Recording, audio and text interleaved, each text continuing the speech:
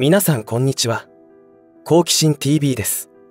今回の動画は昨日配信した動画で T ジャーナリストによる P 大統領との単独インタビューについてお送りした時に時間の関係で割愛した内容についてお送りしたいと思います。 T ジャーナリストの件について多くの見方考え方があることを皆さんからのコメント欄への書き込みから伺い知ることができました。コメントの書き込み本当にありがとうございました。今現在世界で起きている多くの紛争などの問題に対して違和感を感じ始めている人の多くが混乱しているのは誰がまともで誰がろくでもない輩たちの一味なのかということだと思います。少なくとも私はその件についてだいぶ考え込みました。このチャンネルを運営する上での私の究極の課題だとも言えます。そこで現時点での私が考える仮説をシェアしていこうと思います。ご視聴の方の知的好奇心を満たすことにお役立てできればと思います。ぜひ最後までご視聴ください。このチャンネルでは自分や家族の身を守るためにできることや日本人がこれ以上騙されることがないようにするための情報を発信しています。チャンネル登録がお済みでない方はぜひチャンネル登録をお願いします。さて、今回紹介する私の現時点での仮説は突拍子もないことに移るかもしれません。現時点でと言ったのは好奇心というのは尽きることもなく今後も多くの情報発信者の情報や歴史探求から新たな思考が生まれたりするのでその仮説は変化し続ける可能性が高いからです。その点をご理解いただいた上で話を進めていきたいと思います。昨日の動画配信の中で T ジャーナリストや P 大統領の話題について触れたところコメント欄に多くのコメントをいただき大変参考になりました。しかしどの意見が正しくどの意見が間違っているということについての正解は誰もわからないというのが現状ではないでしょうか。例えば現在のアメの国の大統領が行っている政策には多くの疑問が残るわけですがそれに反対する前大統領は正義なのでしょうか。このことだけでも意見が分かれるところです。この件について多くの意見を注意深く聞いているとアメの国の社会を崩壊に向かわせる政策や世界の紛争に油を注いでいる現大統領に対してそれを正そうとする前大統領は正義であると考える人もいれば現大統領を支持する人は少ないながら前大統領は自分の国の利益を第一優先に考えていることから日本に対しては不利な存在であるなどの意見があって非常に興味深いところです。それらの意見の違いはどの視点に立って見ているかによって大きく異なると思います。今回はあくまでも私の考える仮説をシェアしていこうと思うのでこの件について言えば私は前の動画で話したように敵の敵は味方というスタンスをとっています。明らかなのは現大統領は真っ黒の悪だと思いますが前大統領は白に近いグレーです。少なくとも前大統領が世の中を混乱させる勢力と戦っていると思われる件については白だと思いますが実はそれも庶民の多くをミスリードするために必要な人心掌握術なのかもしれないという可能性も否定できずにいます。ややこしいですが変に結論付ける必要もないと考えています。ところで皆さんの目にはメディアによく出てくる政治家や起業家などの存在はどのように映っているでしょうか。今時点での私の考えは彼らは全員操り人形だと思っています。隣の赤い国の習近平もそうですしロの国の P 大統領のこともそう思っています。操り人形とはどういうことなのかというと日本の K 首相の行動を見れば理解しやすいと思います。しかし操り人形であることが事実だとすると何を目的にそんなことをするのでしょうか。彼らの背後にいると考えられるラスボスは世の中に創造主がいるとしたらその逆の存在だと思います。よく悪魔と言われる存在です。創造主というと宗教的な存在をイメージする方もいるかと思いますがそんなレベルの話ではありません。私も勘違いしていたことなのですが旧約聖書というとキリスト教の経典だと理解している人は大多数だと思います。私は特定の宗教には全く興味がないのですがこの旧約聖書を通して今存在している多くの宗教を俯瞰してみるとこれはこれでまた興味深いことがあります。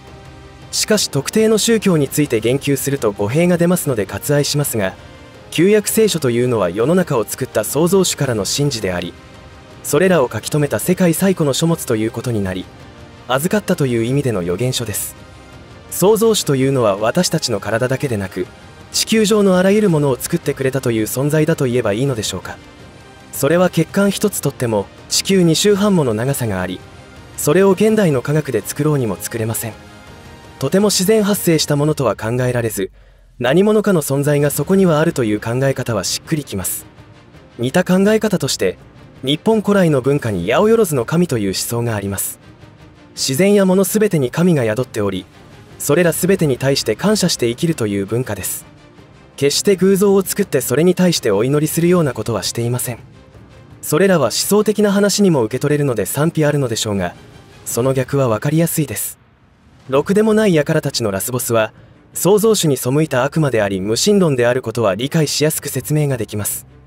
例えば人類史上最悪の国家ではないかと思われる隣の赤い国は無神論を国民に強制しています。口先では少数民族を尊重するし、宗教の自由も保障すると言ってはいますが、やっていることは民族を消し去る行為と宗教弾圧を今現在も激しく行っています。そのような統治が長く続いている結果だと思われますが、人を人として尊重するような政治は行われていないことはもちろんのこと、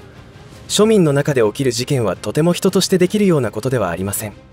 ではラスボスの目的とは何でしょうか。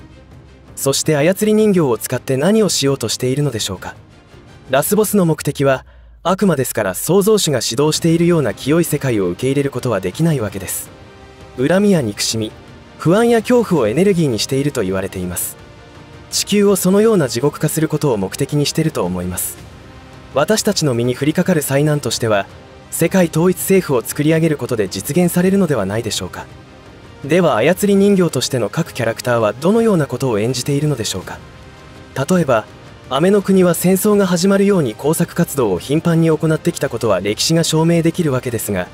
そこによく出てくるのは軍産複合体という存在です。ネオコンとも呼ばれていますが、利益のために戦争を仕掛けているというわけです。雨の国の現大統領も宇の国で裏のビジネスを展開していることは有名ですが、それも結局金目的です。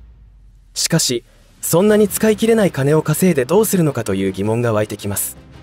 それは私たち庶民には理解できないような事情があるのかもしれません。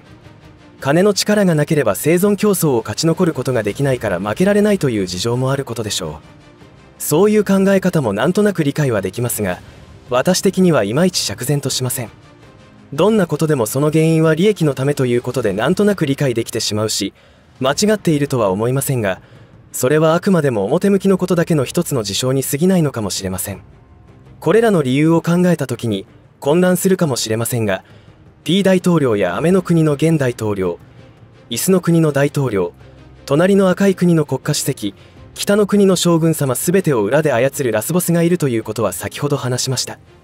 私たちの目からは片方が悪で片方が善に映るわけですが、実は全て茶番劇というわけです。それぞれのキャラクターがそれぞれ自分自身の欲のために多くの問題を作り出しているわけですが、それらの混乱によって世界中の人々が争うように仕向けられ、憎しみ合い、不安や恐怖に駆られるようにされていきます。そのトリックに気がつかれないように、時には言論弾圧を行い悪政を強いてきます。それは今回 T ジャーナリストが P 大統領との単独インタビューを決行した時に、アメの国内の一部の人間が異常なほどの反応を示したことからも伺い知れます。 T ジャーナリストの存在についても実際はどうなのかはいろいろと憶測が飛び交うところですが、仮に茶番劇の一コマだったとしても、ろくでもない輩たちにとっては私たちに知られてもらっては困る報道をしたことに価値があると思います。それは多くの人が自分たちは偏向報道されてきたという事実を知るには十分な効果があったと考えるからです。ラスボスは操り人形を思うままに扱うためにお金というシステムを作り出し、手先になる人間はそのお金によって得られる権力や名誉、良い暮らしを得るために魂を悪魔に売ることをしていくのです。つまりお金という支配ツールを使って人間が本来向かうべき方向には向かわせないようにするということが行われているのではないかと思ったりするのです。ではその中で正義というものは現れるのでしょうか。旧約聖書の中ではメシアが現れると言っていますし、簡単にはその存在を信じるなとも警告しています。現時点での結論としては、私たちが平和で幸福な世の中を手に入れるにはあらゆるものやあらゆることに感謝して他人のために生きるという考えに至り、行動ができた時、その前後にすごいリーダーが現れるのではないかということです。冒頭でも言ったように非常に突拍子もない話に聞こえるかもしれませんが、一つの可能性として聞いていただければと思います。いかがだったでしょうか。自分と意見が違う考え方を知るというのは知的好奇心を満たす上で非常に有益な情報になると思います。どんな考えであろうと自分と考え方が違うということで、自分でもまた考えることになると思います。叩き台とはよく言ったもので、何もないところから新たな発想は生まれにくいものです。そういった意味で今回は私の突拍子もないと思われるかもしれない考え方をシェアさせていただきました。実はまだまだ考えはあるのですが、ある時点で矛盾が出てきたりしているのでシェアするには至っていません。そのうちまたシェアさせてもらうかもしれませんが、皆さんの考察材料になればと思います。いずれにしても正解を見出すことは難しいことになります。突き詰めてみれば人としてどう生きるかを考えることこそが究極の結論かもしれません。現時点で分かっていることは、私たち人類はずっとある勢力によって騙され、人生を翻弄されてきたという事実だと思います。私たち日本人は足元で危険な状態に置かれているのは事実ですので、大きな試練に対しての備えが必要であることは間違いありません。敵の敵は味方ということで、今時点では足元の災難を解決してくれると思われる人を応援するしかないと思いますし、一人一人が多くの試練に振り回される中大変ですが、このテーマについて熟慮する必要があると思います。最後まで私のファンタジーにお付き合いいただきありがとうございました。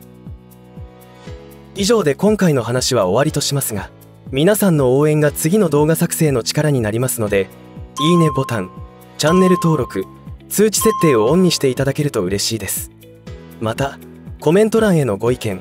ご感想の書き込みもいただけたら励みになります。最後までご視聴ありがとうございました。好奇心 TV でした。